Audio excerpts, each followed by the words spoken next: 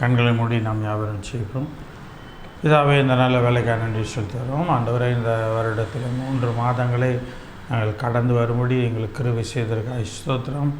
ஆண்டவரை இந்த 3 மாதங்களிலும் ஆண்டவரே நாளும் ஒவ்வொரு வாரமும் ஒவ்வொரு மாதமும் எங்களை நடத்துவதற்காக ஸ்தோத்திரம்ப்பா. நீ நன்மை செய்வேன் என்று சொன்ன கர்த்தாவே, ஆண்டவரே இந்த வாரத்தை நல்லபடியாக முடித்து இந்த வாரத்தில் புதிய மாதத்தை தொடங்க போகிறோம். ஆண்டவரே, அந்த மாதத்துக்குரிய நன்மைகளை எங்களுக்கு செய்ய வேண்டுமாய் கூட நாங்கள் செவிக்கிறோம். அந்த மாதத்துக்குரிய நன்மைகளை எங்களுக்கு தருவீராக நீ செய்து தரும்படியாய் கூட நாங்கள் செவிக்கிறோம். கர்த்தர் எந்தென்ன நன்மை தேவையோ அது அத்தனையும் எங்களுக்கு தாரம்பா. தொடர்ந்து நீர் காத்து கொள்ளும்பா. இந்த நாள் கர்த்தருடைய வார்த்தையை நீர் ஆசீர்வதியும். அதை கேட்டு ஏனோதானவென்று போகாதபடி அந்த செய்தி கேட்டு நாங்கள் மனதில் வைத்து ஆண்டவரே நாங்கள் சிந்தித்து ஆண்டவரே அதன்படி நடக்க கர்த்தர் கிருபை செய்யும். துதிக்கான மகிமையெல்லாம் நமக்கு இருக்கிறோம். கர்த்தரும் இரட்சகருமே பெருமான இயேசுவின் ஜெபிக்கிறோம் ஜீவனுள்ள பிதாவே, ஆமென். கர்த்தருடைய பரிசுத்த நாமத்துக்கு மகிமை உண்டாவதாக. தேவனுக்கு கீழ்ப்படிந்திருங்கள் என்ற தலைப்பில் தான் இந்த வார செய்தியை பார்க்க போகிறோம். தேவனுக்கு கீழ்ப்படிந்திருங்கள்.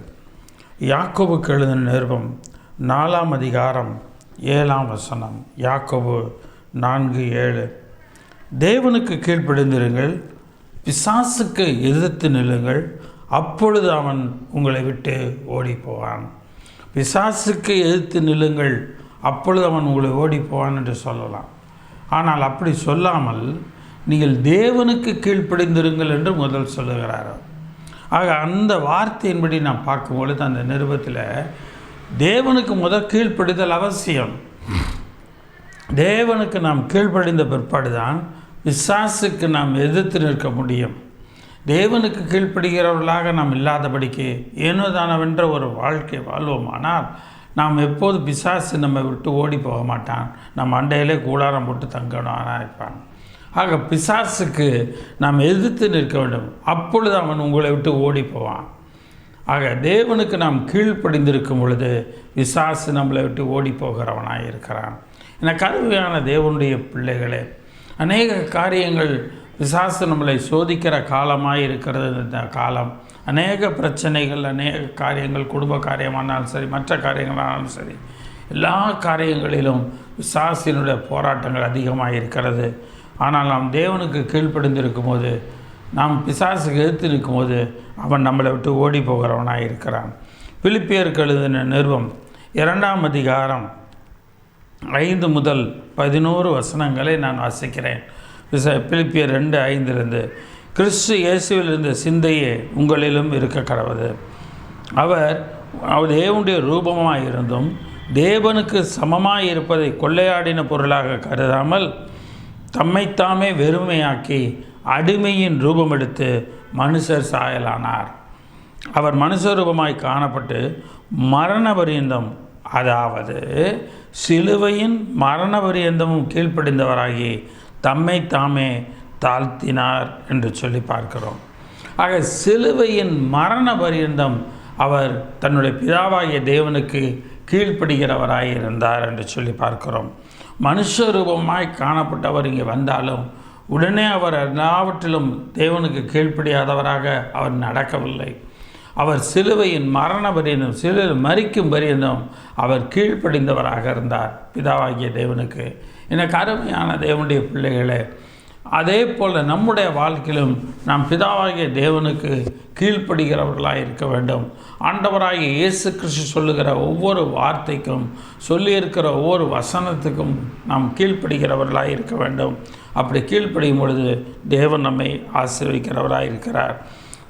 முதல் காரியம், 3 காரியங்களை நாம் பார்க்க போகிறோம். எதற்கு கீழ்ப்படிந்திருக்க வேண்டும், எதற்கு இயேசு கீழ்ப்படிந்திருந்தார், எதில் தேவன் எல்லாவற்றிலும் அவரை உயர்த்தினார், எதில் அவர் தாழ்த்தினார் என்றெல்லாம் நாம் பார்க்க போகிறோம். முதலாவது காரியம், கர்த்தருடைய சத்தியத்திற்கு கீழ்ப்படிந்திருங்கள் என்பதுதான். முதலாவது, கர்த்தருடைய சத்தியத்திற்கு நீங்கள் கீழ்ப்படிந்திருங்கள். ஆதியாகமத்தின் புத்தகம் 12ஆம் அதிகாரம் 4ஆம் வசனம். ஆதியாகமம் 12:4. கர்த்தர் ஆபிராமுக்கு சொன்னபடியே அவன் புறப்பட்டு போனான், லோத்தும் அவனோட கூட போனான். ஆபிராம் ஆரானை விட்டு புறப்பட்ட போது 75 வயதுள்ளவனாயிருந்தான். கர்த்தர் சொன்னார், உன் இனத்தையும் உன் ஜனத்தையும் உன் தகப்பன் வீட்டையும் விட்டுட்டு நீ வெளியே வா, நான் உனக்கு ஒரு பெரிய சந்ததியாக நான் உன்னை ஆக்குவேன், உனக்கு நான் அதிகமான நன்மைகளை நான் தருவேன் என்று சொல்கிறார். தேவன் விட்டுட்டு வான்னு சொன்ன உடனே எவ்வளோ பேர் அவனை தடுத்திருக்கலாம். எத்தனை பேர் சொல்லலாம், ஏடா சொந்த உங்கள் அப்பா வீடை விட்டுட்டு போய் போறிய, உனக்கு கொஞ்சமாக என்ன வேண்டாம், இப்படி வீட்டை விட்டுட்டு போறிய நீ என்று எல்லாரும் பேசியிருக்கலாம், சொல்லியிருக்கலாம். ஆனால் அதை எதையும் தன் காதில் வாங்கி அதை எதற்கும் அவன் செவி கொடுக்காமல் அவன் கர்த்தருக்கு மாத்திரம் கீழ்ப்படிந்தவனாகி அந்த இடத்தை விட்டு அவன் கடந்து போனான். அந்த தன்னுடைய சொந்த ஊர், தன்னுடைய தகப்பனுடைய இடத்தை விட்டு அவன் கடந்து போனான். கர்த்தர் தனக்கு சொன்னபடியே அவன் புறப்பட்டு போனான். ஆக ஆபிரகாம் கீழ்ப்படிந்தவனாக இருந்தான் ஆண்டவராகிய தேவனுக்கு. நம்முடைய தேவனுக்கு நாம் கீழ்ப்படுகிறவர்களாக இருக்க வேண்டும்.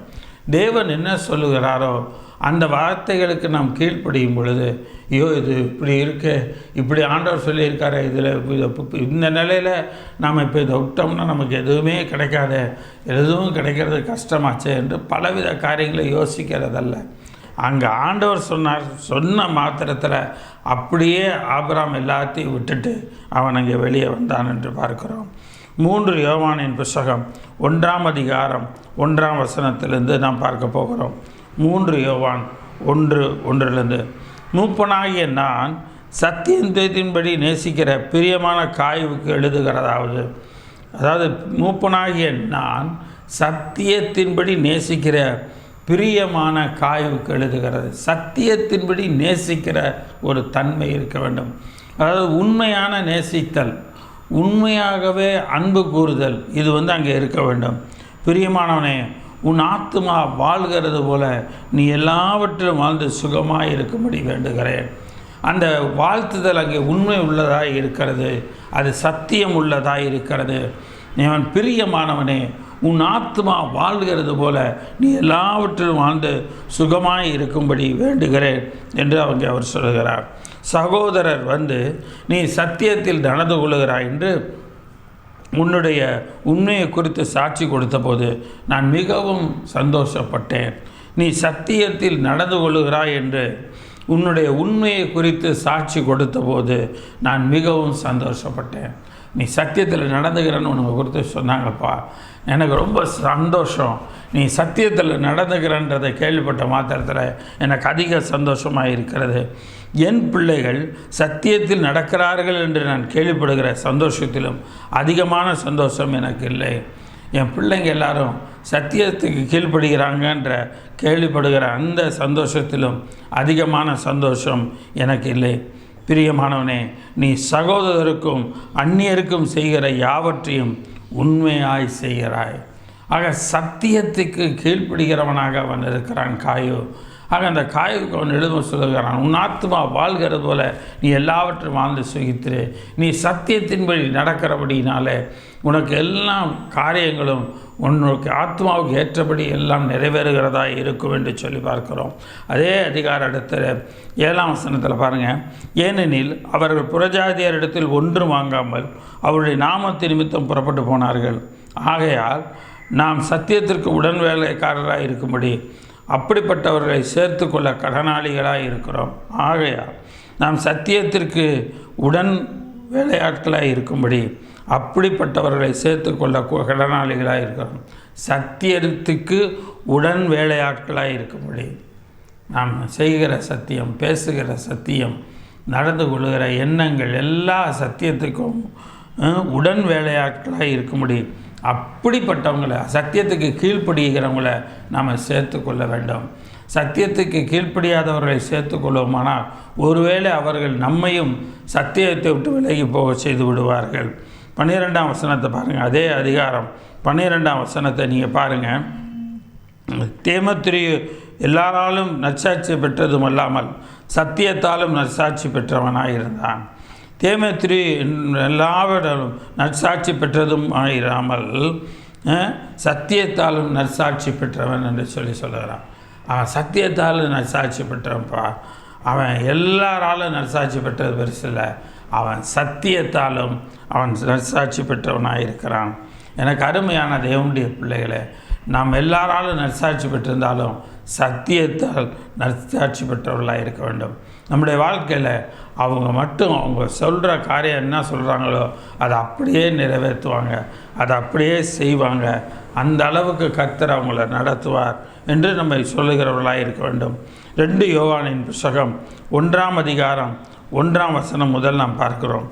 2 யோவான் 1 முதல், நமக்குள் நிலை நிற்கிறதும் என்றென்றைக்கும் நம்மோடு இருப்பதுமாகிய சத்தியத்தின் நிமித்தம், நமக்குள் நிலை நிற்கிறதும் என்றென்றைக்கும் நம்மோடு இருக்கிறதுமாகிய சத்தியத்தின் நிமித்தம், நான் மாத்திரமல்ல சத்தியத்தை அறிந்திருக்கிற யாவரும் சத்தியத்தின்படி நேசித்திருக்கிறவளும் தெரிந்து கொள்ளப்பட்டவளுமாகிய அம்மாளுக்கும் அவருடைய பிள்ளைகளுக்கும் மூப்பனாகிய நான் எழுதுகிறதாவது. இவன் ஒரு கடிதத்தை யோவான் எழுதுகிறார், மூப்பனாக இருந்து எழுதுகிறார். நமக்குள் நிலை நிற்கிறது என்றென்றைக்கு நம்மோடு இருக்கிற சத்தியம்தான், வேறு எதுவுமே நிற்காதுங்க. இந்த உலகத்தில் உள்ள எந்த ஒரு காரியமும் நம்மளோட கடைசி வரையும் நிற்காது. ஆனால் நமக்குள் நிலை நிற்கிறதும் என்றென்றைக்கும் நம்மோடு இருப்பதும் ஆகிய சத்தியத்து நிமித்தம், நான் மாத்திரமல்ல சத்தியத்தை அறிந்திருக்கிற யாவரும் சத்தியத்தின்படி நேசித்திருக்கிறவளும், நான் மாத்திரமல்ல சத்தியத்தை அறிந்திருக்கிற யாவரும் சத்தியத்தின்படி நேசிக்கிறவர்களும் தெரிந்து கொள்ளப்பட்டவளுமாகிய அம்மாளுக்கு அவருடைய பிள்ளைகளுக்கும் எழுதுகிறாரு. பிதாவாகிய தேவனாலும் பிதாவின் குமாரனாக இருக்கிற கர்த்தராகிய இயேசு கிறிஸ்துவினாலும் கிருபையும் இரக்கமும் சமாதானமும் சத்தியத்தோடு உங்களோடு கூட இருப்பதாக. எப்படியா? கிருபையும் சமாதானமும் இரக்கமும் சமாதானமும் சத்தியத்தோடும் அன்போடும் கூட உங்களோடு இருப்பதாக. ஆக எனக்கு அருமையான தேவனுடைய பிள்ளைகளே, எனக்கு கர்த்தருடைய கிருபை கிடச்சிருக்கு, எனக்கு இரக்கம் கிடச்சிருக்கு, நான் சமாதானத்தில் இருக்கிறேன்னு சொன்னாலும் சத்தியத்தோடும் கூட அன்போடும் கூட உங்களோடு இருப்பதாக. உங்களோடு இருக்கிற எல்லா காரியமும் சத்தியத்தோடு இருக்க வேண்டும். எனக்கு அருமையான தேவனுடைய பிள்ளைகளை, நாம் சத்தியத்தோடு இருக்கிறோமா என்று சொல்லி நாம் பார்க்க வேண்டும். 4ஆம் வசனத்தை பார்க்கிறோம். பிதாவினால் நான் பெற்ற கற்பனையின்படியே உம்முடைய பிள்ளைகளில் சிலர் சத்தியத்தில் நடக்கிறதை நான் கண்டு மிகவும் சந்தோஷப்பட்டேன். ஆக நான் சத்தியத்தில் நடக்கிறவங்கள கண்டு நான் மிகவும் சந்தோஷப்பட்டேன். அவங்க எந்த அளவுக்கு சத்தியத்துக்குள்ளே நடக்கிறாங்க, எந்த அளவுக்கு சத்தியத்தை பற்றி பிடித்து நடக்கிறாங்க என்று அதை அறிந்து நான் சந்தோஷப்பட்டேன் என்று சொல்லுகிறார். 1 யோவானின் புத்தகம் 1ஆம் அதிகாரம் 5 முதல் நாம் பார்க்கிறோம்.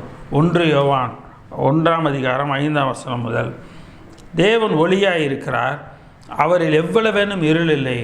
இது நாங்கள் அவரிடத்தில் கேட்டு உங்களுக்கு அறிவிக்கிற விசேஷமாக இருக்கிறது. நாம் அவரோடு கூட ஐக்கியப்பட்டவர்கள் என்று சொல்லியும் இருளிலே நடக்கிறவர்களாக இருந்தால் சத்தியத்தின்படி நடவாமல் பொய் சொல்லுகிறவர்களாக இருப்போம்.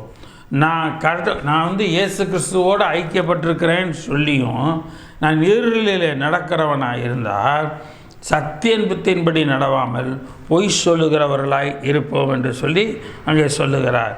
எனக்கு அருமையான தேவனுடைய பிள்ளைகளே, இந்த காரியங்களை நாம் பார்க்கும் பொழுது நாம் பொய் சொல்லுகிறவராய் மாத்திரமல்ல, நாம் அவரோட ஐக்கியப்பட்டிருக்கோம்னு சொன்னால் நாம் சத்தியத்தில் நடக்கணும். இயேசு கிறிஸ்துவோட என் ஐக்கியம் இருக்குது, பிதாவாகிய தேவனோடு என்னோடய ஐக்கியம் இருக்குதுன்னு சொன்னோம்னா நாம் சத்தியத்தின்படி நடக்கிறவர்களாக நாம் இருப்போம். சத்தியம் நமக்குள் இருக்கும் என்று சொல்லி பார்க்கிறோம். வாசிக்கிறோம், அவர் ஒளி இருக்கிறது போல நாமும் ஒளியிலே நடந்தால் ஒருவரோடொருவர் ஐக்கியப்பட்டிருப்போம். அவருடைய குமாரனாகிய இயேசு கிறிஸ்துவின் இரத்தம் சகல பாவங்களை நீக்கி நம்மை சுத்திகரிக்கும். நமக்கு பாவம் இல்லை என்போமானால் நம்மை நாமே வஞ்சிக்கிறவர்களாக இருப்போம். சத்தியம் நமக்குள் இராது. நமக்கு பாவம் இல்லைன்னு நம்ம சொன்னோம்னா நம்மை நாமே வஞ்சிக்கிறவர்களாக இருப்போம். நமக்குள் சத்தியம் இராது. சத்தியம் நமக்குள்ளே எல்லாமே போயிடும். எனக்கு அருமையான தேவனுடைய பிள்ளைகளே, நம்மக்கிட்ட பாவம் இருக்குது என்று சொல்லி நாம் உணர்கிறவர்களாக இருக்க வேண்டும். நாங்கள் கொஞ்சம் கோபப்பட்டோங்க, வேறு ஒன்றும் இல்லைங்க, வேறு எந்த பாவம் செய்யலை, அந்த கொஞ்சம் கோபம் ஒரு பாவமாக இருக்கிறது. அதனால் சொல்கிறார், நமக்கு பாவம் இல்லை என்போமானால் நம்மை நாமே வஞ்சிக்கிறவர்களாக இருப்போம், சத்தியம் நமக்குள் இராது. 1 யோவானின் புஸ்தகம் 2ஆம் அதிகாரம் 3 நாம் பார்க்கிறோம். 1 யோவான் 2ஆம் அதிகாரம் 3 அவருடைய கற்பனைகளை நாம் கைக்கொள்ளுகிறதினால் அவரை அறிந்திருக்கிறோம் என்பதை அதனால் அறிவோம். அவரை அறிந்திருக்கிறேன் என்று சொல்லியும் அவருடைய கற்பனைகளை கைக்கொள்ளாதவன் பொய்யனாய் இருக்கிறான், அவனுக்கு சத்தியமில்லை. அவன் பொய்யனாக இருக்கிறான், அவனுக்குள் சத்தியமில்லை. அவருடைய வசனத்தை கைக்கொள்ளுகிறவனிடத்தில் தேவ அன்பு மெய்யாய் பூரணப்பட்டிருக்கும். அவருடைய வசனத்தை யார் கைக்கொள்கிறாங்களோ அவங்க இடத்துல தேவ அன்பு மெய்யாக பூரணப்பட்டிருக்கும். ஆக எனக்கு அருமையான தேவனுடைய பிள்ளைகளை, கர்த்தருடைய கற்பனைகளை கைக்கொள்ளுகிறவர்களுக்குள் சத்தியம் இருக்கிறது. அந்த வசனத்தை கைக்கொள்ளுகிற இடத்துல தேவ அன்பு மெய்யாகவே பூரணப்பட்டிருக்கிறது என்று சொல்லி பார்க்கிறோம். ஆக தேவன் அந்த அளவுக்கு நமக்கு ஆசீர்வாதத்தை தருகிறார். 21ஆம் வசனத்திலேருந்து பாருங்கள், அதே அதிகாரம் 1 யோவான் 2:21 சத்தியத்தை நீங்கள் அறியாததினால் அல்ல, நீங்கள் சத்தியத்தை அறிந்திருக்கிறதுனாலும் சத்தியத்தினால் ஒரு பொய்யும் உண்டாயிராது என்பதை நீங்கள் அறிந்திருக்கிறதுனாலும் உங்களது எழுதியிருக்கிறேன். நீங்கள் சத்தியத்தை அறியாதனால உங்களுக்கு நான் எழுதலைப்பா, நீங்கள் சத்தியத்தை அறிந்திருக்கிறதுனாலையும் சத்தியத்தினால் ஒரு பொய்யும் உண்டாயிராது, சத்தியத்தினால் ஒரு பொய் கூட வராது என்பதை நீங்கள் அறிந்திருக்கிறதுனாலும் நான் உங்களுக்கு எழுதுகிறேன்.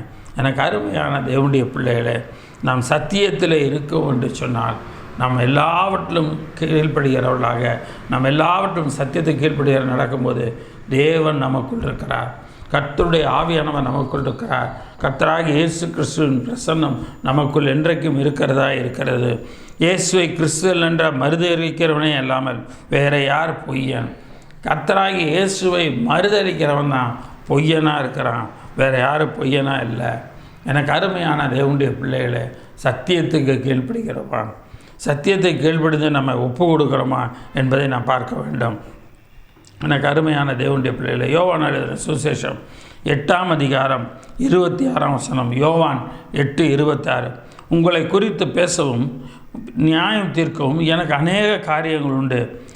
என்னை அனுப்பினவர் சத்தியம் உள்ளவர், நான் அவரிடத்தில் கேட்டவைகளையே உங்களுக்கு சொல்லுகிறேன். என்னை அனுப்பினவர் சத்தியம் உள்ளவர், அவரிடத்தில் நான் கேட்டவைகளையே உங்களுக்கு எடுத்து சொல்லுகிறேன் என்று சொல்லி அவர் சொல்லுகிறோம். எனக்கு அருமையான தேவனுடைய பிள்ளைகளே, சத்தியத்தை அறிவீர்கள், சத்தியம் உங்களை விடுதலை ஆக்கும். நீங்கள் சத்தியத்தை அறிவீங்க, சத்தியம் உங்களை விடுதலை ஆக்கும். சத்தியத்தை நம்ம அறிந்திருந்தோம்னா, சத்தியத்துக்கு கீழ்ப்படுத்தோம்னா சத்தியம் நம்மளை விடுதலை ஆக்குகிறதாக இருக்கிறது. 44ஆம் வசனத்திலேருந்து பார்க்குறோம், நீங்கள் உங்கள் பிதாவாகிய பிசாசானவனால் உண்டானவர்கள், உங்கள் பிதாவுடைய இச்சைகளை செய்ய மனதாக இருக்கிறீர்கள். அவன் ஆதி முதற்கொண்டு மனுஷ கொலைபாதகனாக இருக்கிறான். சத்தியம் அவனிடத்தில் இல்லாதபடியினால் அவன் சத்தியத்தில் நிலை நிற்கவில்லை. அவன் பொய்யனும் பொய்யவுக்கு பிதாவுமாக இருக்கிறபடியால் அவன் பொய் பேசும்போது தன் சொந்தத்தில் எடுத்து பேசுகிறான். எனக்கு ஒரு அருமையான தேவனுடைய பிள்ளைங்களை, அது பொய் சொல்கிறவங்க எடுத்து பார்த்திங்கன்னா என்ன அவங்க மனசுக்குள்ளே தோணுதோ, எந்த சூழ்நிலைக்கு என்னென்ன பொய் சொல்லணும், எப்படி இந்த பொய் சொல்லி இவங்களை ஏமாற்றலாம், எப்படி இவங்க பொய் சொல்லி இவங்களை சமாளிக்கலான்றதை நம்ம உள்ளே வச்சுருப்போம். ஏன்னா நம்ம என்ன செய்கிறோமா, நம்முடைய பிதாவாகிய பிசாசான ஒருத்தன் உண்டாயிருந்தான்னா அவன் வாயில் எப்போது பொய் தான் இருக்கும். அவன் பொய் பேசுகிறவன் பொய்யனும் பொய்யுக்கு பிதாவுமாக இருக்கிறபடியா அவன் பொய் பேசும்போது தான் சொந்தத்திலேருந்து எடுத்து பேசுகிறான். நான் உங்களுக்கு சத்தியத்தை சொல்லுகிறபடினாலே நீங்கள் என்னை விசுவாசிக்கிறதில்ல. இயேசு சொல்லுகிறார், நான் பார்க்கிறோம், நான் உங்களுக்கு சத்தியத்தை சொல்லுகிறபடினாலே நீங்கள் என்னை விசுவாசிக்கிறதில்லை. என்னிடத்தில் பாவம் உண்டென்று உங்களில் யார் என்னை குற்றப்படுத்தக்கூடும்? நான் சத்தியத்தை சொல்லியிருக்க நீங்கள் ஏன் என்னை விசுவாசிக்கிறதில்லை? நான் சத்தியத்தை தானப்பா உங்கள்கிட்ட சொன்னேன், நான் சத்தியத்தை சொல்லியிருக்க, நீங்கள் என்னை ஏன் விசுவாசிக்கிறதில்லைன்னு இயேசு சொல்லுகிறார். எனக்கு அருமையான தேவனுடைய பிள்ளைகளை, ஆக சத்தியத்தை அறிகிறோம், சத்தியம் நம்மளை விடுதலை ஆக்கும். அந்த சொன்ன தேவன் நம்ம பொய்க்கு பிதாவாக நம்ம யாரை வச்சுருக்கிறோம்? நம்மளை பிசாசில் வச்சுருந்தோம்னு சொன்னால் அவன் பொய்யனும் பொய்க்கு பிதாவாக இருக்கிறான். ஆனால் ஆண்டவராகிய இயேசு கிறிஸ்து சத்தியத்தை சொல்லுகிறபடினாலே நீங்கள் அவரை விசுவாசிக்கிறவர்களாக இருக்க வேண்டும். ஆண்டவராகிய இயேசு கிறிஸ்து சத்தியம் உள்ளவர், அவர் சத்தியத்தை பேசுகிறவராக இருக்கிறார். யோவான் எழுதின சுவிசேஷம் 14ஆம் அதிகாரம் 6ஆம் வசனம், யோவான் 14:6. அதற்கு இயேசு, நானே வழியும் சத்தியமும் ஜீவனுமாய் இருக்கிறேன், என்னை அல்லாமல் ஒருவனும் பிதாவினிடத்தில் வரான் என்று சொல்லுகிறார். நானே வழியும் சத்தியமும் ஜீவனுமாய் இருக்கிறேன், என்னை அல்லாமல் ஒருவனும் பிதாவிடத்தில் வரமாட்டான். நான் தான் சத்தியம், நான் தான் வழி. அவர் ஆண்டவராகிய தேவன், பிதாவாகிய தேவனுக்கு முன்பாக உண்மையுள்ளவராக, அந்த இடத்துல சத்தியம் உள்ளவராக இருக்கிறார். அவர் தான் வழி. பிதாவை அடைவதற்கு, பிதாவை சித்தத்தை தெரிந்து கொண்டு அதன்படி நடப்பதற்கு இயேசு கிறிஸ்து தான் வழியாக இருக்கிறார். யோவான் 16ஆம் அதிகாரம் 13ஆம் வசனம், யோவான் 16:13. சத்திய ஆவியாகி அவர் வரும்போது சகல சத்தியத்திற்குள்ளும் உங்களை நடத்துவார். சத்திய ஆவியாகி அவர் வரும்போது சகல சத்தியத்திற்குள்ளும் உங்களை நடத்துவார் என்று சொல்லி பார்க்கிறோம். ஆக சத்திய ஆவியாகிய பரிசுத்த ஆவியானவர் வரும்போது நம்முடைய சகல சத்தியத்திற்குள்ளும் நம்மை பரிசுத்த ஆவியானவர் நடத்துகிறவராயிருக்கிறார். இப்பொழுது நாம் இருப்பது பரிசுத்த ஆவியானவருடைய காலம். இப்போ பரிசுத்த ஆவியில் நிரப்பப்படும் போது அந்த பரிசுத்த ஆவி நம்மை சகல சத்தியத்திற்குள்ளும் நம்மை நடத்துகிறவராய் இருக்கிறார். எனக்கு அருமையான தேவனுடைய பிள்ளைகளே, தேவனுடைய அன்பு நமக்குள் ஊட்டப்பட்டிருக்குமானால், அந்த அன்பிலே நாம் நிலைத்திருப்போமானால், அந்த அன்பு சத்தியத்தில் சந்தோஷப்படும் என்று சொல்லி பார்க்கிறோம். சத்தியத்தை பார்க்கும்போது அந்த அன்பு அந்த இடத்துல சந்தோஷப்படும். உண்மையான அன்புள்ளவர்களாக இருப்போமானால் சத்தியத்தின் மீது, சத்தியத்தை குறித்து சந்தோஷப்படுகிறவர்களாக இருப்போம். 2 கொரிந்தியரின் புத்தகம் 7ஆம் அதிகாரம் 14ஆம் வசனம், 2 கொரிந்தியர் 7:14. இப்படி இருக்க உங்களுக்கு புகழ்ச்சியாய் நான் அவனுடனே சொன்ன யாதொன்றை குறித்தும் வெட்கப்பட மாட்டேன். நாங்கள் சகலத்தையும் உங்களுக்கு புத்தியாய் சத்தியமாய் சொன்னது போல தீர்த்துவுடனே நாங்கள் உங்களுக்கு புகழ்ச்சியாய் சொன்னதும் சத்தியமாய் விளங்கிற்று. நாங்கள் சகலத்தையும் உங்களுக்கு சத்தியமாய் சொன்னது போல தீர்த்துவுடனே நாங்கள் உங்களுக்கு புகழ்ச்சியாய் சொன்னதும் சத்தியமாக விளங்கிற்று. நாங்கள் என்ன சொன்னோமோ அது சத்தியம். அந்த சத்தியத்தை உங்கள்கிட்ட சொன்னது போல் தீர்த்துவுடனே நாங்கள் உங்களுக்கு புகழ்ச்சியாய் சொன்னதும் சத்தியமாக விளங்கிற்று என்று சொல்லி பார்க்கிறோம். ஆக சத்தியத்துக்குள்ளே புகழ்ச்சியுமாக கீர்த்தியுமாக தேவன் எல்லாவற்றையும் விளங்க செய்கிற தேவனாக இருக்கிறார். எனக்கு அருமையான தேவனுடைய பிள்ளைகளே, எபேசியருக்கு எழுதின நிருபம் 4ஆம் அதிகாரம் 21ஆம் வசனம், எபேசியர் 4:21. இயேசுவினிடத்தில் உள்ள சத்தியத்தின்படியே நீங்கள் அவரிடத்தில் கேட்டறிந்தி அவரால் போதிக்கப்பட்டிருக்கிறீர்களே. இயேசுவினிடத்தில் உள்ள சத்தியத்தின்படியே நீங்கள் அவரிடத்தில், இயேசுவிடத்தில் கேட்டறிந்து அவரால் போதிக்கப்பட்டீர்களே. நாம் இயேசுவினால் போதிக்கப்பட்டவர்களாக இருக்கிறோம். இயேசுவினுடைய வார்த்தையினால், இயேசுடைய வசனத்தினால் நாம் போதிக்கப்பட்டவர்களாக நாம் இருக்கிறோம். எனக்கு அருமையான தேவனுடைய பிள்ளைகளே, எரேமியாவின் புத்தகம் 5ஆம் அதிகாரம் 1ஆம் வசனத்தை பார்க்கிறோம். நியாயம் செய்கிற மனுஷனை கண்டுபிடிப்பீர்களோ என்றும், சத்தியத்தை தேடுகிறவன் உண்டோ என்றும் எருசலேமின் தெருக்களில் திரிந்து பார்த்து விசாரித்து அதன் வீதிகளில் தேடுங்கள், காண்பீர்களே ஆனால் அதற்கு மன்னிப்பு தருவேன். சத்தியத்தை தேடுகிறவன் உண்டோ என்று சொல்லி நாம் பார்க்க வேண்டும். இன்றைக்கி அநேகருடைய வாழ்க்கையில் வசனத்தை கேட்குறாங்க, அந்த சத்தியமாகி அந்த வசனத்தை கேட்குறது உண்மை. ஆனால் அந்த வசனத்தினுடைய நடக்கிறாங்களா, அந்த வசனத்தின்படி இருக்கிறாங்களான்றது நாம் ஆராய்ந்து பார்க்க வேண்டும். ஆக முதலாவது சத்தியத்திற்கு கீழ்ப்படிந்திருக்க வேண்டும். இரண்டாவது காரியம் அவருடைய சத்தத்திற்கு கீழ்ப்படிந்திருங்கள் என்று சொல்லி பார்க்கிறோம். 1 சாமுவேலின் புத்தகம் 15ஆம் அதிகாரம் 22ஆம் வசனம், 1 சாமுவேல் 15:22. அதற்கு சாமுவேல், கர்த்தருடைய சத்தத்துக்கு கீழ்ப்படுகிறதை பார்க்கிலும் சர்வாங்க தகனங்களும் பலிகளும் கர்த்தருக்கு பிரியமாயிருக்குமோ, பலியை பார்க்கிலும் கீழ்ப்படிதலும் ஆட்டுக்கடாக்களின் இனத்தை பார்க்கிலும் செவி கொடுத்தலும் உத்தமம். ஆக தேவனுடைய சத்தத்துக்கு கீழ்ப்படுகிறது அவசியமாக இருக்கிறது. தேவனுடைய சத்தத்துக்கு கீழ்ப்படியாமல் நான் பலி செலுத்துகிறேன், நான் காணிக்கை கொடுக்குறேன், நான் எவ்வளோ பண்ணுறேன் அப்படின்னு சொல்லிட்டு ஒருத்தர் கர்த்தருடைய சத்தத்துக்கு கீழ்ப்படியாமல் இருப்பாங்கன்னு சொன்னால் அவங்க வாழ்க்கையில் தேவனுக்கு பிரியமாக இருக்க மாட்டாங்க. எனக்கு அருமையான தேவனுடைய பிள்ளைகளே, தேவனுக்கு பிரியமுள்ளவர்களாக இருக்கிறவர்கள் கர்த்தரின் சத்தத்துக்கு கீழ்ப்படிவார்கள். யோசுவாவின் புத்தகம் 24ஆம் அதிகாரம் 24ஆம் வசனம். அப்பொழுது ஜனங்கள் யோசுவாவை நோக்கி, நம்முடைய தேவனாகிய கர்த்தரையே சேவித்து அவர் சத்தத்திற்கே கீழ்ப்படிவோம் என்றார்கள். நம்முடைய தேவனாகிய கர்த்தரையே சேவித்து அவர் சத்தத்திற்கே கீழ்ப்படிவோம் என்கிறார்கள் என்று பார்க்கிறோம். அந்த யோசுவா இடத்துல அன்றைக்கு இருந்த ஜனங்கள் சொன்ன வார்த்தை என்னவென்று சொன்னால், நம்முடைய தேவனாகிய கர்த்தரையே சேவித்து அவருடைய கர்த்தருடைய சத்தத்துக்கு கீழ்ப்படிவோம் என்று அவர் சொன்னார்கள் யோசுவா இடத்துல. 1 ராஜாக்களின் புஸ்தகம் 19ஆம் அதிகாரம் 12ஆம் வசனம். 1 ராஜாக்கள் 19:12. பூமி அதிர்ச்சிக்கு பின் அக்கினி உண்டாயிற்று, அக்கினியிலும் கர்த்தர் இருக்கவில்லை. அக்கினிக்கு பின் அமர்ந்த மெல்லிய சத்தம் உண்டாயிற்று. அதை எலியா கேட்டபோது தன் சால்வையினால் தன் முகத்தை மூடிக்கொண்டு வெளியே வந்தான். கெபியின் வாசலில் நின்றான். அப்பொழுது இதோ எலியாவை, உனக்கு இங்கே என்ன காரியம் என்று சொல்லி கேட்குற சத்தம் உண்டாயிற்று. இங்கே உனக்கு என்ன காரியம்? நீ எதுக்கு இங்கே உட்கார்ந்துருக்கிற? எதுக்கு இந்த கெபிக்குள்ளே இருக்கிற என்று கர்த்தருடைய சத்தம் வந்தது. பெரிய ஒரு அக்கினி இருந்துச்சு, எல்லாம் வந்துச்சு. ஆனால் அதுக்கு பின்னாடி அமர்ந்த மெல்லிய சத்தத்தில் தேவன் பேசுகிறதை நாம் பார்க்குறோம். அப்போஸ்தலர் நடபடிகளின் புஸ்தகம் 7ஆம் அதிகாரம் 32ஆம் வசனத்தில் பார்க்கிறோம். நாம் ஆபிரகாமின் தேவனும் ஈசாக்கின் தேவனும் யாக்கோபின் தேவனும் ஆகிய உன் பிதாக்களுடைய தேவனாய் இருக்கிறேன் என்று கர்த்தர் திருவுளம் பற்றின சத்தம் எனக்கு உண்டாயிற்று. அப்பொழுது மோசே நடுக்கமடைந்து உற்று பார்க்க துணியாமல் இருந்தான் என்று சொல்லி பார்க்கிறோம். கர்த்தர் திருவுளம் பற்றின சத்தம் அவனுக்கு உண்டாயிற்று. கர்த்தர் சொன்ன வசனம் மோசேக்கு அங்கே உண்டாயிற்று. மோசே இந்த வசனத்தை கேட்டவனை நடுக்கமடைந்து உற்று பார்க்க துணியாமல் இருந்தான். பின்னும் கர்த்தர் அவனை நோக்கி, உன் பாதங்களில் இருக்கிற காதரட்சிகளை கலட்டி போடு, நீ நிற்கிற இடம் பரிசுத்த பூமியாய் இருக்கிறது. கர்த்தருடைய சத்தம் வந்த பிற்பாடு சொல்கிறாரு, நீ நிற்கிற பூமி பரிசுத்த பூமி. நீ நிறைய பேர் சபைக்குள்ளே செருப்பை போட்டுட்டு வராங்க, சபைக்குள்ளார ஷூவோடு வராங்க. தப்பு. தேவன் இருக்கிற இடம் பரிசுத்த பூமி. செருப்பை எப்போயுமே ஆலயத்துக்கு வெளியே தான் வச்சுட்டு வரோம். ஒரு வீட்டுக்குள்ளார நம்ம வெளியில் போயிட்டு வந்து ஷூவோட செருப்போடு வருவோமா?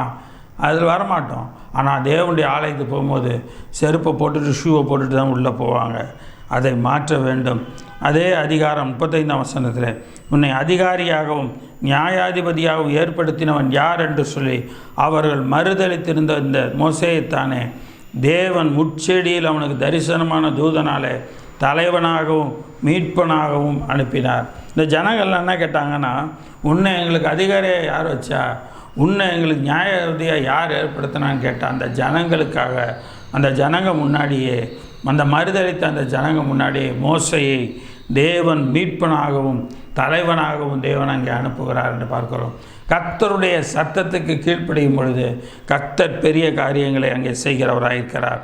அப்போஸ்தலர் நடபடிகளின் புஸ்தகம் 9ஆம் அதிகாரம் அந்த இடத்துல 1ஆம் வசனம் முதல், அப்போஸ்தலர் நடபடிகள் 9:1 முதல், சவுல் என்பவன் இன்னும் கர்த்தருடைய சீசரை பயமுறுத்தி கொண்டு கொலை செய்யும்படி சீறி பிரதான ஆசாரிய இடத்துக்கு போய் அந்த மார்க்கத்தாராகிய புருஷரையாகிலும் ஸ்திரீகளையாகிலும் கண்டுபிடித்தார். அவரை கட்டி எருசலேமில் இருக்கிற கொண்டு வரும்படிக்கு தமஸ்குள்ள ஜெபாலயங்களுக்கு நிருபங்களை கேட்டு வாங்கினான். அவன் பிரயாணம் போய் தமஸ்குவுக்கு சமீபமாய் வந்தபோது சடிதியிலே வானத்திலிருந்து ஒளி உண்டாயிற்று. அவன் தரையிலே விழுந்தான். அப்பொழுது, சவுலே சவுலே, நீ என்னை ஏன் துன்பப்படுத்துகிறாய் என்று தன்னுடனே சொல்லுகிற ஒரு சத்தத்தை கேட்டான். அவன் பாருங்கள், அவன் போகிறான், ஒரு வழி ஒட்டமிடுது, அப்படியே விழுகிறான். விழுந்த மாத்திரத்தில் இந்த சத்தம் வருது, சவுலே சவுலே, நீ என்னை ஏன் துன்பப்படுத்துகிறாய் என்று தன்னுடனே சொல்லுகிற சத்தத்தை அவன் கேட்டான். அதற்கு அவன், ஆண்டவரே நீர் யார் என்றான். அதற்கு கர்த்தர், நீ துன்பப்படுத்துகிற இயேசு நானே, முள்ளில் உதைக்கிறது உனக்கு கடினமாம் என்று சொன்னான். நீ துன்பப்படுத்துகிற கிறிஸ்து நான் தான்ப்பா. அவன் நடுங்கி திகைத்து, ஆண்டவரே நான் என்ன செய்ய சித்தமாக இருக்கிறீர் என்றான். அதற்கு கர்த்தர், நீ எழுந்து பட்டணத்துக்குள்ளே போ, நீ செய்ய வேண்டியது அங்கே உனக்கு சொல்லப்படும். கர்த்தருடைய சத்தத்துக்கு சவுல் என்கிற பவுல் உடனடியாக கீழ்ப்படிந்தான். அவனை சுற்றிலும் ஒரு ஒளி வருது. அவன் கீழே விழுகிறான். அவன் காதில் மட்டும் சத்தம் வருது. அவன் கூட வந்தவங்க எல்லாருக்கும் வெளிச்சத்தான் தெரியுது, அவனோட பேசுகிற சத்தம் தெரியல. உடனே கேட்குறான், நீர் யார் ஆண்டவரே? நீ துன்பப்படுத்துகிற நசனாகிய இயேசு நான் தான் என்று அங்கே சொல்லுகிறார். சொன்ன மாத்திரத்தில் அவன் ஆண்டவர்கிட்ட மாறான். நான் என்ன செய்ய சித்தமாக இருக்கிறேன் என்று அவன் கேட்குறான். இன்றைக்கி எத்தனை பேர் நம்ம பவுலை போல நம்முடைய வாழ்க்கையில் ஆண்டவர் நம்முடைய வாழ்க்கையை மாற்ற வேண்டும், கர்த்தர் நம்முடைய வாழ்க்கையில் கிரியை செய்ய வேண்டும் என்று எத்தனை பேர் நாம் இருக்கிறோம். அது ஆதியாகமத்தின் புஸ்தகம் 22ஆம் அதிகாரம் 15ஆம் வசனம் 18ஆம் வசனம் வரைக்கும். ஆதியாகமம் 22:15 முதல் 18 வரைக்கும். கர்த்தருடைய தூதனானவர் 2ஆம் தரம் வானத்திலிருந்து ஆபிரகாமை நோக்கி, நீ உன் புத்திரன் என்றும் உன் ஏகசுதன் என்று பாராமல் அவனை ஒப்பு கொடுத்து இந்த காரியத்தை செய்தபடியால், நீ உன் புத்திரன் என்றும் உன் ஏகசுதன் என்று பாராமல் நீ ஒப்பு கொடுத்து இந்த காரியத்தை செய்தபடியால், நான் உன்னை ஆசீர்வதிக்கவே ஆசீர்வதித்து உன் சந்ததி வானத்து நட்சத்திரங்களைப் போலவும் கடற்கரை மணலைப் போலவும் பெருகவே பெருகுவேன் என்று உன் சந்ததியார் தங்கள் சத்துருக்களின் வாசல்களை சுதந்திரித்து கொள்வார்கள் என்றும், நீ என் சொல்லுக்கு கீழ்ப்படிந்தபடியினால் உன் சந்ததிக்குள் பூமியில் உள்ள சகல ஜாதிகளும் ஆசீர்வதிக்கப்படும் என்றும் என் பேரில் ஆணையிட்டேன் என்று சொல்கிறார். அங்கே கர்த்தர் சொல்கிறார் பாருங்கள். அவன் சொல்கிறாரு, ஆண்டவர் ஒரு மகனை கூட்டிகிட்டு வந்து நான் உனக்கு காட்டுற ஒரு இடத்துக்கு போய் அந்த இடத்துல உன் மகனை பலி கொடு என்று சொல்கிறார். ஆண்டவரே, 25 வருஷம் கழித்து நீ வாக்குத்தத்தம் பண்ணி 25 வருஷம் கழித்து எனக்கு பிறந்த பிள்ளை, இவன் எப்படி நான் பலி கொடுப்பேன்லாம் கேட்கல. அடுத்த நாள் விடிய காலமே பிரயாணத்தை புறப்பட்டான். தேவன் காட்டின அந்த மலைக்கு தன் மகன் ஈசாக்கை கூட்டிகிட்டு அவன் மேலே போகிறான். மகன் கேட்குறான், எங்கப்பா வேற பலியை செலுத்துகிற ஆடை காணாம். தேவன் தமக்குரியதை பார்த்து கொள்வார் என்று விசுவாச வார்த்தையை சொல்லுகிறான். எனக்கு அருமையான தேவனுடைய பிள்ளைகளே, ஆக அவருடைய சத்தத்துக்கு கீழ்ப்படுகிறவனாக இருந்தான். ஆபிரகாம் அவருடைய சத்தத்துக்கு கீழ்ப்படிதான், அவருடைய சத்தியத்துக்கு கீழ்ப்படிதான். நம்முடைய வாழ்க்கையிலும் நம் ஆண்டவருக்கு கீழ்ப்படுகிறவர்களாக இருக்கிறோமா? யோவான் எழுதின சுவிசேஷம் 2ஆம் அதிகாரம் 1ஆம் வசனத்திலிருந்து நீங்கள் பார்ப்பீங்கன்னா, 3ஆம் நாளிலே கலிலேயாவில் உள்ள கானா ஊரிலே ஒரு கல்யாணம் நடந்தது. இயேசுவின் தாயும் அங்கே இருந்தார். இயேசுவும் அவருடைய சீசரும் அந்த கல்யாணத்துக்கு அழைக்கப்பட்டிருந்தார்கள். திராட்சரசம் குறைபட்ட போது இயேசுவின் தாய் அவரை நோக்கி, இவர்களுக்கு திராட்சரசம் இல்லை என்றார். திராட்சரசம் குறைபட்டது கல்யாண வீட்டுக்கு. இயேசுவும் அழைக்கப்பட்டிருக்கிறாரு. இயேசுக்கிட்ட வந்து சொல்கிறா, திராட்சரசம் குறைபட்டிருக்குப்பா. அதற்கு இயேசு, ஸ்திரியை எனக்கும் உனக்கும் என்ன, என் வேலை இன்னும் வரவில்லை என்றார். அவருடைய தாய் வேலைக்காரரை நோக்கி, அவர் உங்களுக்கு என்ன சொல்லுகிறாரோ அதன்படி செய்யுங்கள் என்றார். அவருடைய தாய் வேலைக்காரரை நோக்கி, அவர் உங்களுக்கு என்ன சொல்லுகிறாரோ அதன்படி செய்யுங்க. இயேசு என்ன சொல்கிறாரோ அதன்படி செய்யுங்க. கர்த்தராகிய இயேசுவின் சத்தத்துக்கு கீழ்ப்படியுங்கள் என்று அங்கே அவர் சொல்லுகிறார். யூதர் தங்கள் சுத்திகரிக்கும் முறைமையின்படியே அந்த இடத்துல ஒவ்வொன்று 2-3 குடம் பிடிக்கத்தக்க 6 கச்சாடிகள் அங்கே இருந்தது. இந்த 6 கச்சாடி கொண்டாந்து வைக்க சொல்கிறாரு. தண்ணியை ஊற்ற சொல்கிறாரு.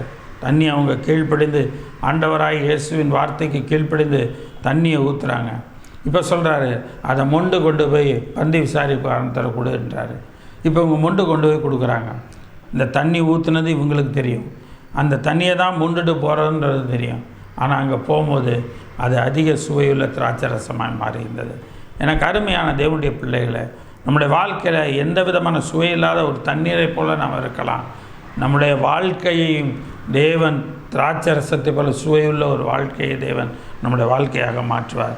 நம்முடைய வாழ்க்கையில் தேவன் அப்படிப்பட்ட ஒரு வாழ்க்கையை கர்த்தருக்கு கீழ்ப்படியும் பொழுது நம்முடைய வாழ்க்கையை மாற்றுகிறவராக இருக்கிறார். ஆகாய் தீர்க்கதரிசியின் புஸ்தகம் 1ஆம் அதிகாரம் 12ஆம் வசனம். ஆகாய் 1:12.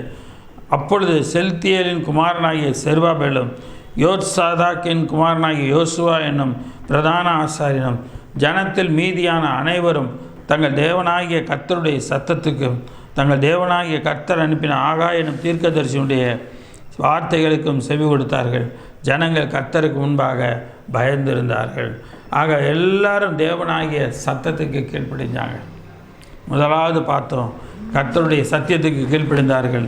இப்போ 2வது பார்க்குறோம், கர்த்தருடைய சத்தத்துக்கு கீழ்ப்படியதை குறித்து பார்க்குறோம்.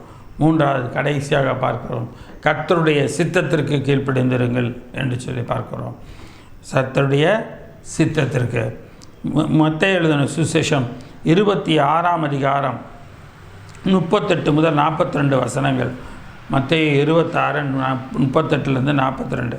அப்பொழுது அவர், என் ஆத்துமா மரணத்துக்கு ஏதுவான துக்கம் கொண்டு இருக்கிறது, இங்கே நீங்கள் தங்கி என்னுடனே கூட விழித்திருங்கள் என்று சொல்லி சற்று அப்புறம் போய் முகங்குப்புற விழுந்து, என் பிதாவே, இந்த பாத்திரம் என்னை விட்டு நீங்க கொடுமானார் நீங்கும்படி செய்யும், ஆகிலும் என் சித்தத்தின்படி அல்ல உம்முடைய சித்தத்தின்படியே ஆக கடவுது.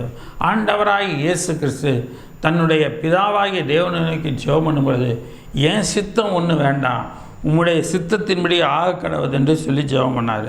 பின்பு அவர் சீசரிடத்தில் வந்து அவர்கள் நித்திரை பண்ணுகிறது கண்டு பேதுருவை நோக்கி, 1 மணி நேரமாவது என்னோட கூட விழித்திருக்கக்கூடாதா என்று கேட்குறார்.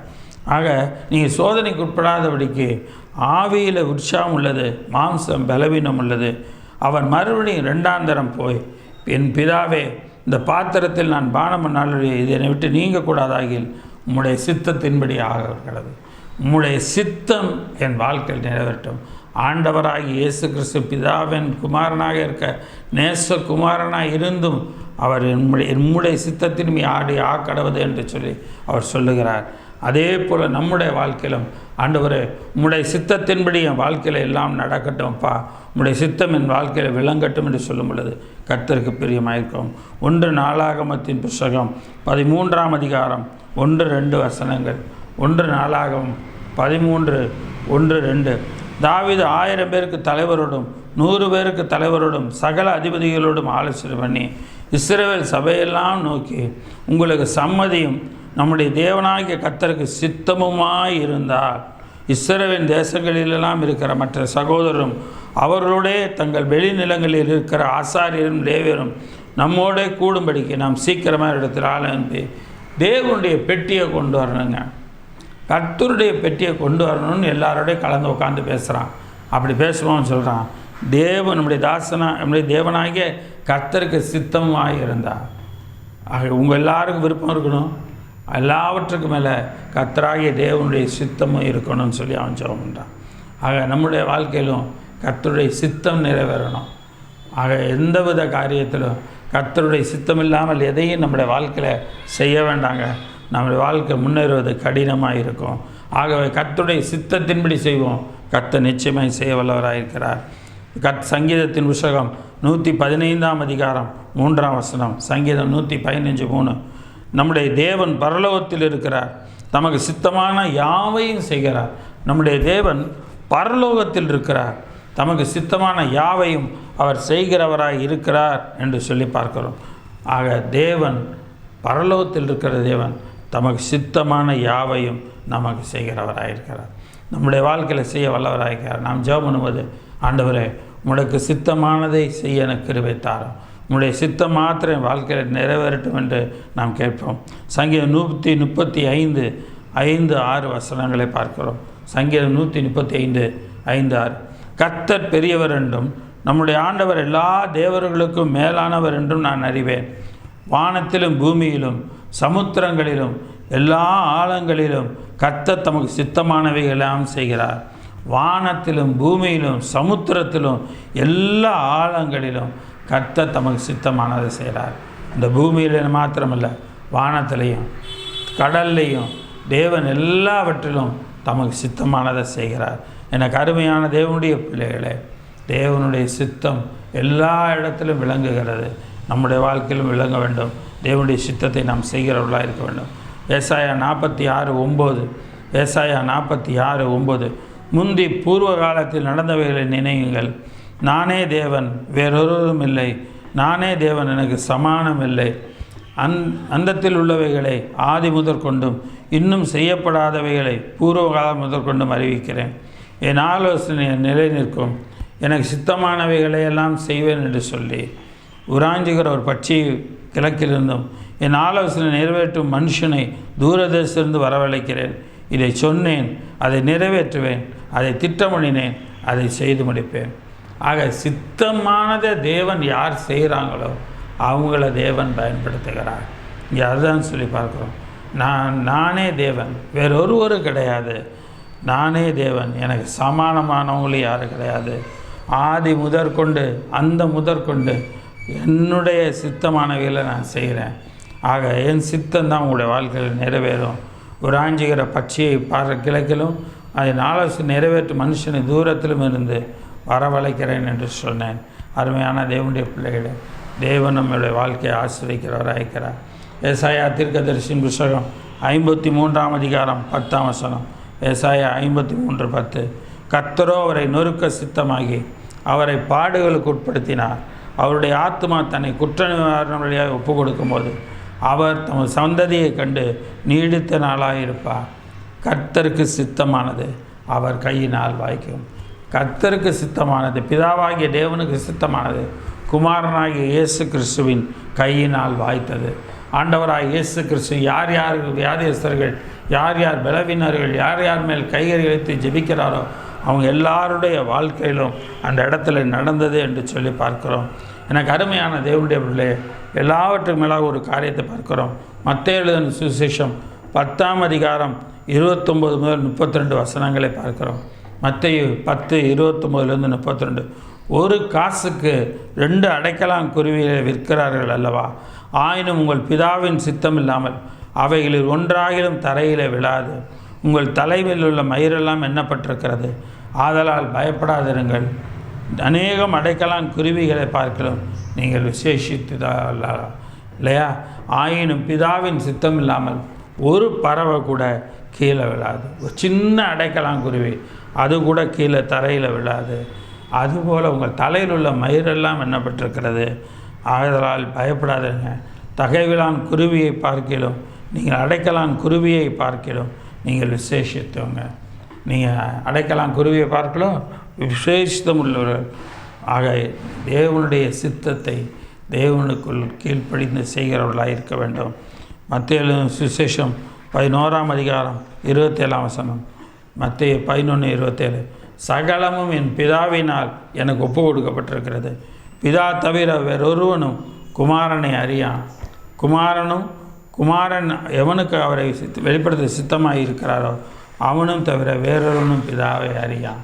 ஆக பிதாவை யார் அறிந்து கொள்வாங்கன்னா தேவனுக்கு சித்தமானவங்க தான் பிதாவை அறிந்து கொள்ள முடியும்.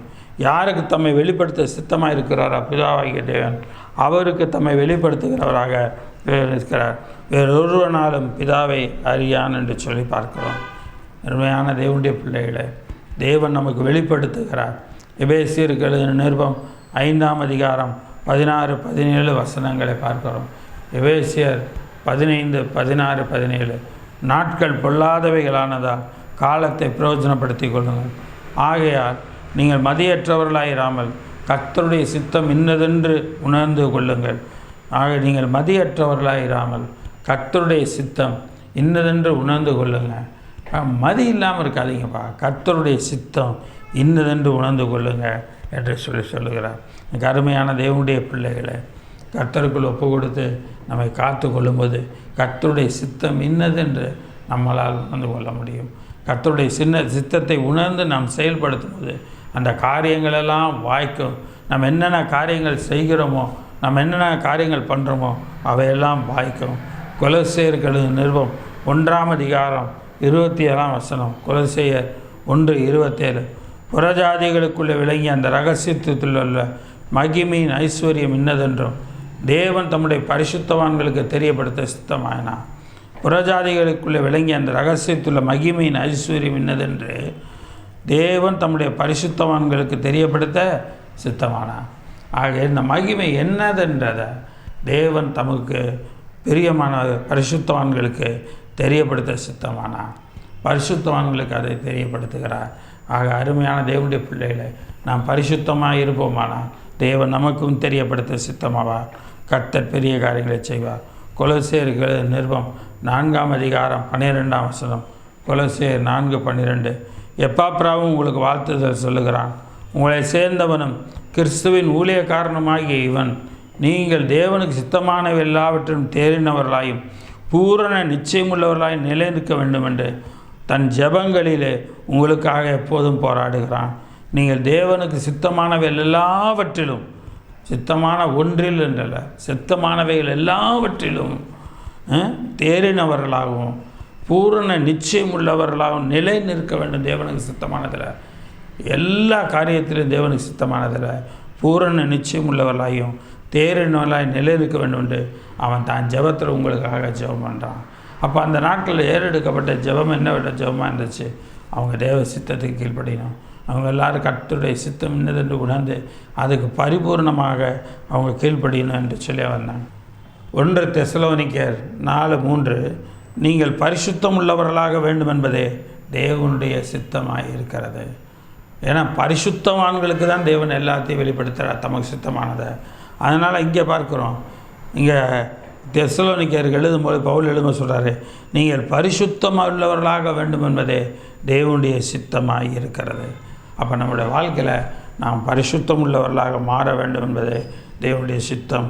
1 தெசலோனிக்கேயர் 5:18 1 தெசலோனிக்கேயர் 5:18 எல்லாவற்றிலும் ஸ்தோத்திரம் செய்யுங்கள், அப்படி செய்வதை கிறிஸ்து இயேசுவுக்குள் உங்களை குறித்து தேவனுடைய சித்தமாக இருக்கிறது.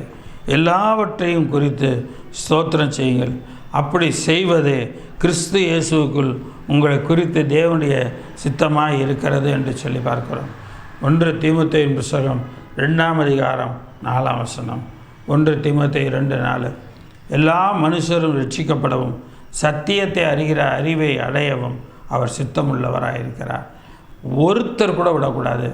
எல்லா மனுஷனும் ரட்சிக்கப்படணும், சத்தியத்தை அறிகிற அறிவை அடையணும் என்று சொல்லி தேவன் சித்தமாக இருக்கிறார்.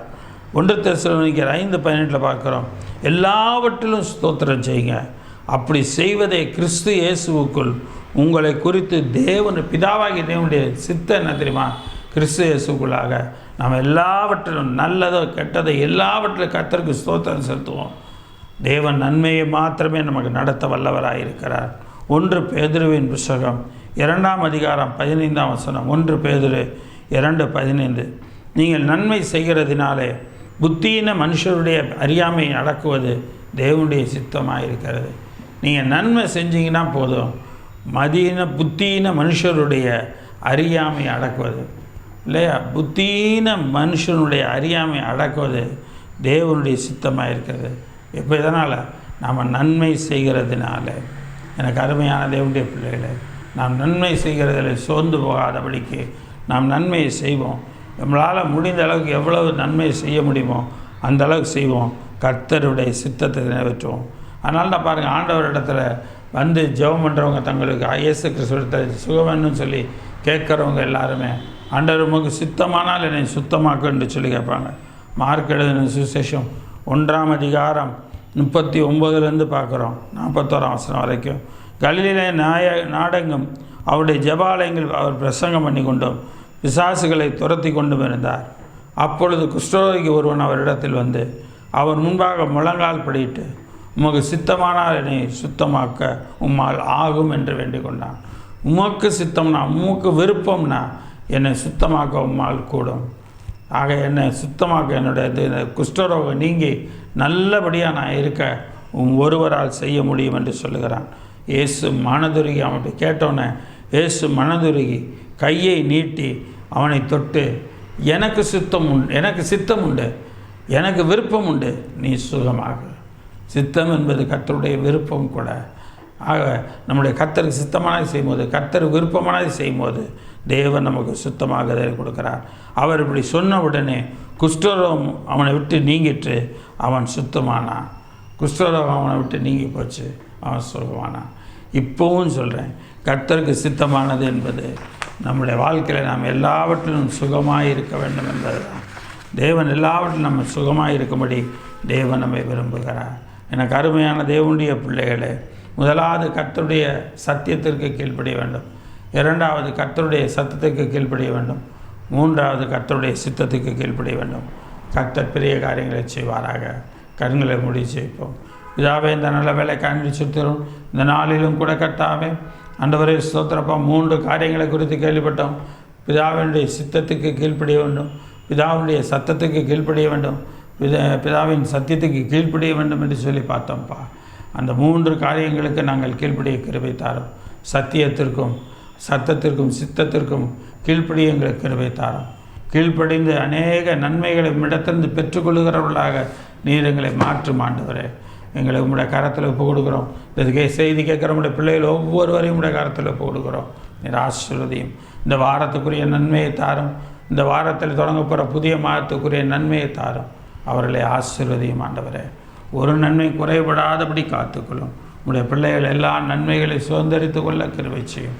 கர்த்தர் ஆண்டவரே, இந்த வெயில் காலத்தில் எந்த விதமான வியாதியும் எந்த விதமான தீமையும் நெருங்காதபடி சிறு குழந்தைகள் முதல் பெரியவர்கள் வரை எல்லாரையும் நீர் காத்துக்கொள்ளும்ப்பா. ஆண்டவர் அதிகமாய் தண்ணி குடிக்கக்கூடிய ஞானத்தை தாரும். ஆண்டவர் அதிகமாய் தண்ணி குடித்து உடலில் உள்ள தண்ணீர் சத்து குறைந்து போகாதபடி அவர்கள் பார்த்து கொள்ளட்டும். எல்லாருக்கும் நல்ல சுகத்தை தாரும். கர்த்தர் இந்த வெயில் காலத்தில் எந்த வியாதி வராதபடி காத்துக்கொள்ளும். அதிகமான வெப்பம் இருக்கும் என்று சொன்னாலும் அந்த வெப்பம் எங்களை சேதப்படுத்தாது. பகலே வெயிலாகி இரவில் நிலவாகில் உங்களை சேதப்படுத்துவதில்லை என்று சொன்னீங்க. ஆக வெயில் எங்களை சேதப்படுத்தாதபடி உங்களுடைய பிள்ளைகளை நீர் காத்துக்கொள்ளும். தொடர்ந்து வழி நடத்தும், ஆசீர்வதியும் காத்துக்கொள்ளும். துதிகான மகிமை எல்லாமே செலுத்துகிறோம். கர்த்தர் ரட்சிப்பவனான இயேசு மூலம் ஜெபிக்கிறோம் ஜீவனுள்ள பிதாவே, ஆமென். என் ஆத்துமாவே கர்த்தரை ஸ்தோத்திரி, என் முழுவதுமே அவருடைய பரிசுத்த நாமத்தை ஸ்தோத்திரி. என் ஆத்துமாவே கர்த்தரை ஸ்தோத்திரி, அவர் செய்த சகல உபகாரங்களையும் மறவாதே, ஆமென். நம்முடைய கர்த்தராகிய இயேசு கிறிஸ்துவினுடைய கிருபை, பிதாவாகிய தேவனுடைய அன்பும் பரிசுத்தாவின் அந்நியமும் ஐக்கியமும் பாதுகாப்பும் வழி நடத்தலும் அவருடைய சத்தத்துக்கும் அவருடைய சத்தியத்துக்கும் அவருடைய சித்தத்துக்கும் நம்மை கீழ்ப்படிய பண்ணுவதாக. ஆமென், ஆமென், ஆமென். கர்த்தர் உங்களை ஆசீர்வதிப்பாராக.